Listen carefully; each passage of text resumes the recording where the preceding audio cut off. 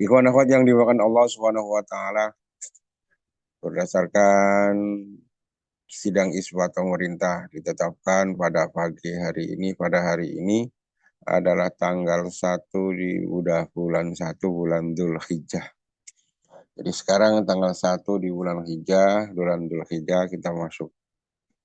Nah, berarti eh, kalau sekarang tanggal 1 Dzulhijjah, maka ditetapkan bahwa Idul Adha adalah jatuh pada hari Jumat besok, Jumat tanggal 6. Ya, ini sudah ditetapkan. Karena memang ada beberapa kalender yang berbeda. Ada yang menetapkan hari Idul Adha-nya adalah hari Sabtu. Tapi kita ikut pemerintah sebagaimana pengersa Allah.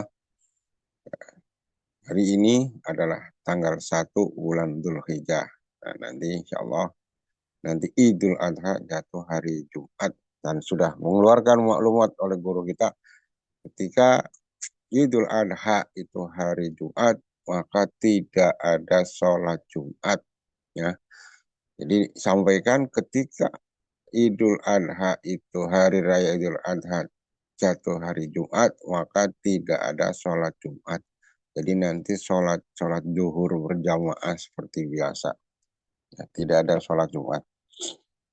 Ikhwan akhwat yang dibawakan Allah Subhanahu wa taala, pasal ke-12 menjelaskan bulan Dzulhijjah. Hurufnya ada 8 seperti juga Dzulqa'dah. Huruf yang pertama adalah Zal.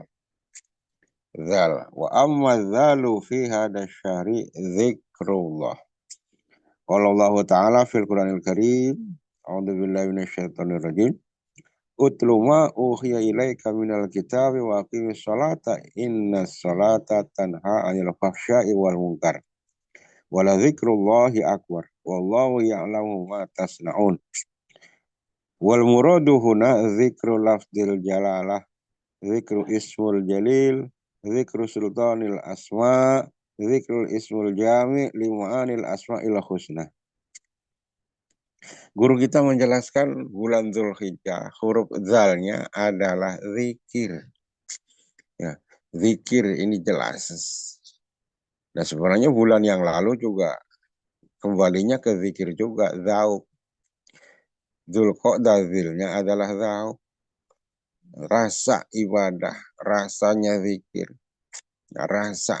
Ya, untuk bisa merasakan uh, makanan-makanan ruhani, makanan-makanan kolbi, zikir, itu harus ada zauk. Harus untuk bisa merasakan adalah zauk, ini harus pakai zikir, harus ditalkin. Nah, nah, bulan ini lebih dijelaskan lagi, zauk izalnya adalah zikir. Ya. Kalau kemarin pakainya zauk, rasa sekarang zikir. Hmm. Ini sering sekali guru kita menyampaikan tuh. Kadang-kadang rada samar dulu, baru diperjelas. Ya, diperjelas.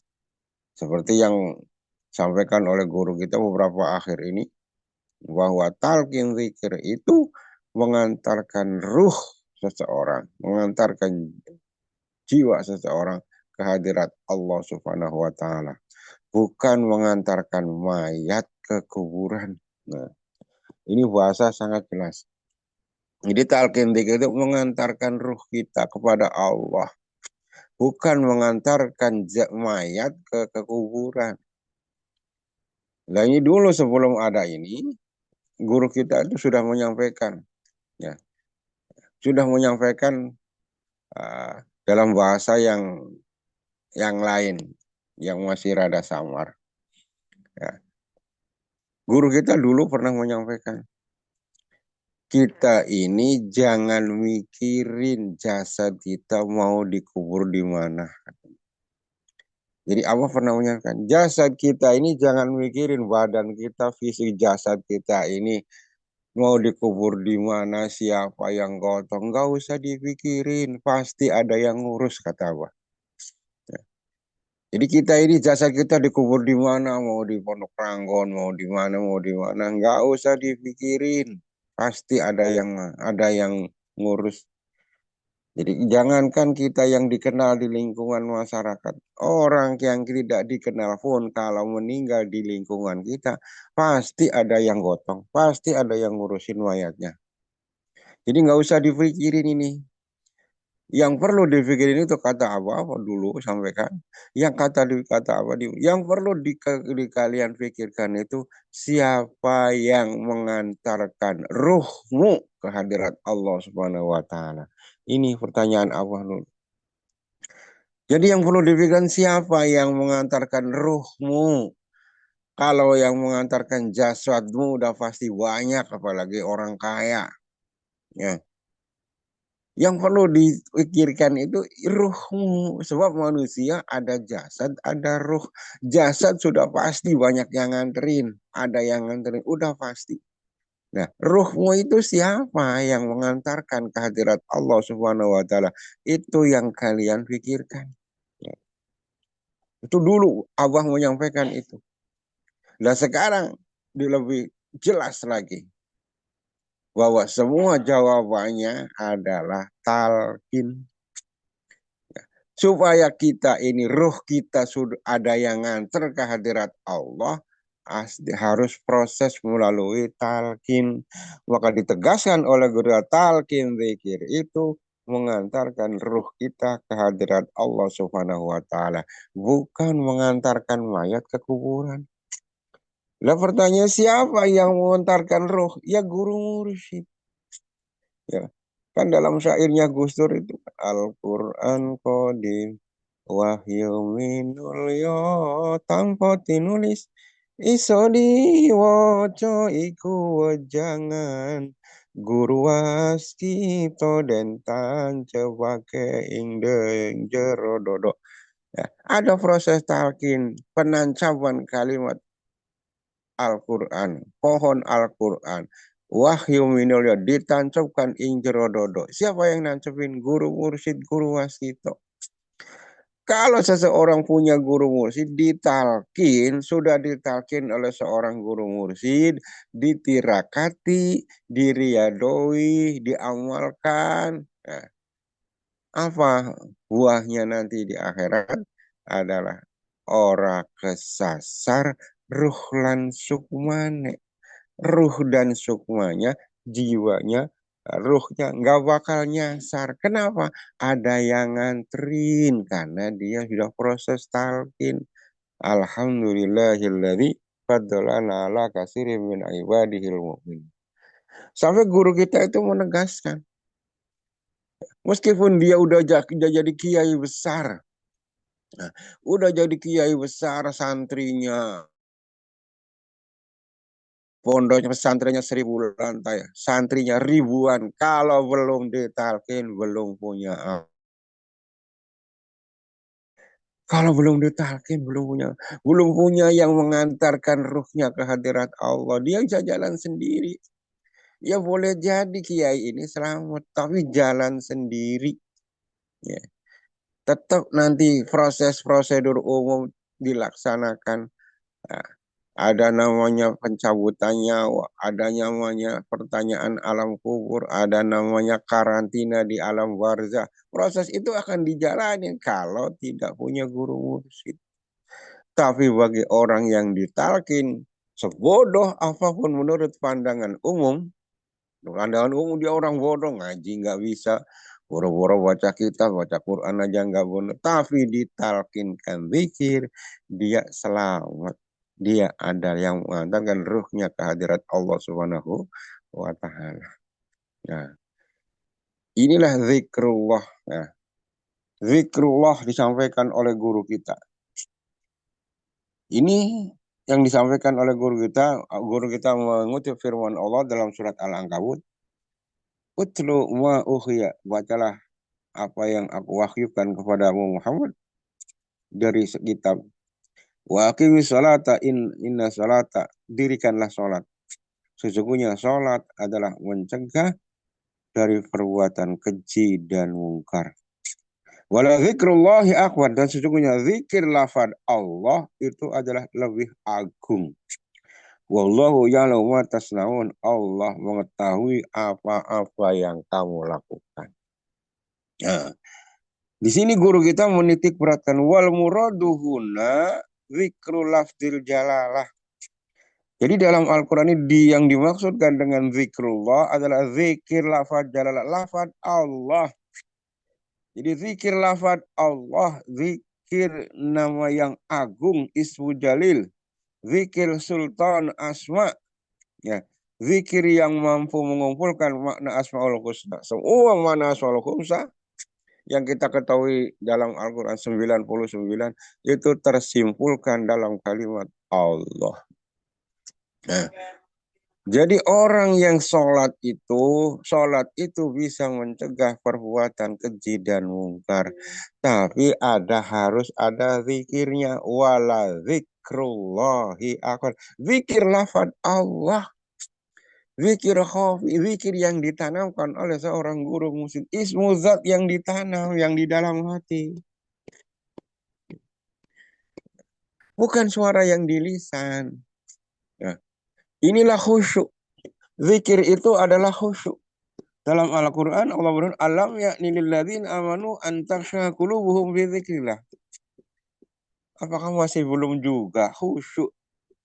Belum juga waktunya nyampe. Tiba masanya bagi orang yang beriman untuk khusyuk kepada Allah. Apa khusyuk? Bi dzikrillah, zikir. Jadi khusyuk dalam sholat itu zikir. Yang ada zikirnya itu khusyuk. Khusyuk itu bukan ngerti artinya yang dilafalkan dalam sholat. Bukan. Khusyuk itu bukan nataf sajadah. Bukan. Khusyuk itu adalah zikir. Sepanjang sholat ada ingat zikir kepada Allah. Itu namanya khusyuk. Ya. Dalam ayat lain Allah menyebut qad aflahal mu'minun. Sungguh beruntung orang-orang mukmin. Orang mukmin yang bagaimana yang beruntung? Alladzina hum fi sholatihim khashi'un. Yaitu mereka orang mukmin yang dalam sholatnya khusyuk, yang khusyuk dalam sholatnya, yang ada zikrullah, ada zikir lafaz Allah di dalamnya. Ya. Jadi jelas ini. Kenapa sih ada banyak orang yang melaksanakan sholat tapi tidak bisa mencegah perbuatan keji dan mungkar? Sholat mau, mabok juga mau, sholat mau, nyolong juga masih mau, sholat mau, maksiat masih doyan. Bahasa kerennya STMD, setelah sholat terus maksiat jalan. Kenapa begitu? Di mana masalahnya? Apakah ayatnya yang salah? Bukan. Di mana letak permasalahannya? Wala zikrullahi akbar. Tidak ada zikir lafaz Allah di dalam hatinya. Ini masalahnya. Ya. Jadi tidak ada zikir lafaz Allah, ngelamun. Ya kalau ngelamun ya fawailul lil musallin alladzina hum an salatihim sahun. Ya. Wa kana salatu indal bait illa muka wa tasdiyah. Jadi kalau sholatnya ngelamun, nggak ada zikirnya, meskipun di sisi Ka'bah, di dekat Baitullah, itu hanyalah siul dan tepuk tangan. Illa muka awatas. Jadi khusyuk sholat ini yang bisa mencegah perbuatan keji dan mungkar ini adalah yang ada ismul jalalah, zikirnya, zikir lafaz Allah, ismul jalil, ismul jalalah. Ya, ini kuncinya di sini. Ya. Makanya sering sekali kita dengar riwayat bahwa ada iblis, ada setan mau mengganggu orang sholat, mau ngacak-ngacak orang sholat. Ya emang setan begitu. Ya. Nggak suka banget ada orang sholat itu. Nggak seneng ada orang yang menyembah kepada Allah. Nggak seneng, nggak suka ada orang sujud kepada Allah, tunduk kepada Allah, nggak senang. Maka setiap orang mau sholat selalu diacak-acak, dihalang-halangi oleh setan. Secara fisik mungkin tidak dihalangin, tetapi diacak-acak hatinya. Maka setan itu juga luar biasa. Maka jurusnya itu macam-macam. Ada nahyun, dilarang. Dilarang, udah nggak usah sholat. Tuh, si Anu tuh lihat. Nggak sholat juga kaya, nggak sholat juga makan. lu sholat rajin masih melarat-larat juga. Ini setan. Ya. Kalau di ini nggak mempan, ganti rencana yang kedua, B. Rencana B, setan itu. Taswif disuruh entar-entaran. Ya udah sholat-sholat, tapi ntar tenang aja, sholat kan nomor dua, waktunya masih panjang. Ini udah nyantai aja, terusin dulu ngopinya, terusin dulu ininya. Nah, ini jebakan setan. Kalau di taswif juga ini nggak mempan, pakai rencana C itu setan. Di takjil. Takjil itu apa? Suruh buru-buru sholatnya. Ya, suruh buru-buru. Bacaannya suruh cepat, ini buru-buru. Ayo buru-buru ini. Itu. Kalau dia tuh supir angkot, ayo buru-buru ini jam sewa, ayo buru-buru sholatnya. Kalau dia ini seorang pedagang, ayo buru-buru sholatnya, jangan lama-lama, nanti ada yang beli bagaimana. Ya. Kalau pedagang bukan, ya, tukang angkot bukan. Kadang-kadang itu kita diingatkan sesuatu yang kita lupa di luar sholat. Di luar sholat diingetin sama setan. Baru juga satu rakaat, baru baca Fatihah. Setan ngingetin, hei, kamu tadi dompetnya taruh di mana? Ya. Woi, kamu itu kunci tadi taruh di mana? Itu motor udah dikunci belum? Ingat loh banyak maling. Itu setan bisikin kita dalam sholat kita. Akhirnya kita terpancing. Oh iya juga ya. Aduh. Nah, efeknya takjil. Sholatnya buru-buru. Assalamualaikum, assalamualaikum. Langsung lari. Nah, ini setan. Dan kalau ini juga nggak apa dipakai ria, diajak ujub, diajak idharus sawab. Intinya setan itu nggak suka kalau kita melaksanakan ibadah kepada Allah sholat. Nah, nah ini ada setan mau ngodain orang sholat. Tetapi dia masuk keluar. Ketahuan Rasulullah Sallallahu Alaihi Wasallam. Hoi, Tan, kamu lagi ngapain? Ini Muhammad, saya mau ngodain orang sholat. Kenapa nggak masuk? Saya takut sama yang lagi tidur. Jadi sama yang sholat nggak takut, setan ini sama yang lagi tidur malah takut. Rasulullah nanya, ini nggak kebalik, Tan, setan. Kenapa sama orang yang sholat nggak takut, malah takut sama orang tidur? Muhammad jangan salah, itu yang lagi sholat, itu cuman olahraga doang. Dia cuman baca-baca, nggak ada hadir hati ingat kepada Allah. Nggak ada zikrullah, zikir lafaz Allahnya nggak ada. Sedangkan orang yang tidur itu, hatinya selalu ingat kepada Allah. Seperti yang engkau bilang, inna ainayani tanamani wala yanamu kolbi. Sesungguhnya kedua mataku memang terpejam, tapi nah, ini menunjukkan orang sholat itu makanya kata Allah diterima, pengen zakatnya diterima, syahadatnya, hajinya mabrur, talkin. Pengen syahadatnya mabrur, sholatnya mabrur, zakatnya mabrur, puasa, hajinya mabrur, talkin, gak ada cara lagi. Kalau tidak ditalkin, semuanya mardud, tidak akan diterima oleh Allah Subhanahu wa taala. Nah, maka bersyukur kita semua sudah mendapatkannya. Alhamdulillahilladzi qadrana ala katsirin min ibadihil mu'minin. Zikir, baik zikir lisan, zikir kolbu, dan zikir yang besar. Ini sudah dapat semua. Wallahu alam. Assalamualaikum warahmatullahi wabarakatuh. Waalaikumsalam